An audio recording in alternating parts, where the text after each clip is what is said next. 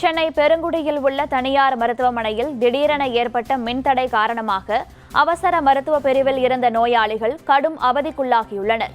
சென்னை பெருங்குடி தனியார் மருத்துவமனைக்கு செல்லக்கூடிய மின் வழித்தடத்தில் திடீரென மின்தடை ஏற்பட்டதால் மாலை 3 மணி அளவில் மின்சாரம் தடைப்பட்டது.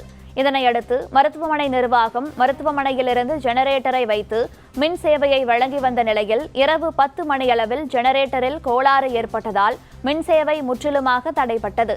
இதனால் ஆத்திரமடைந்த நோயாளிகளின் உறவினர்கள் மருத்துவமனை நிர்வாகத்துடன் வாக்குவாதத்தில் ஈடுபட்டதால் அங்கு பெரும் பரபரப்பு ஏற்பட்டது. மருத்துவமனையில் சுமார் 1 மணி நேரத்திற்கும் மேலாக முழுமையாக மின் இணைப்பு துண்டிக்கப்பட்டுள்ளது. இதுகுறித்து மருத்துவமனை நிர்வாகத்திடம் கேட்டபோது அவர்கள் அலட்சியமாகவும் மெத்தனமாகவும் பதிலளித்ததாக கூறப்படுகிறது. இதற்கிடையே மருத்துவமனை வளாகம் முழுவதும் இருள் சூழ்ந்து காட்சியளிக்கும் வீடியோக்கள் தற்போது சமூக வலைதளங்களில் வெளியாகி வேகமாக பரவி வருகின்றன.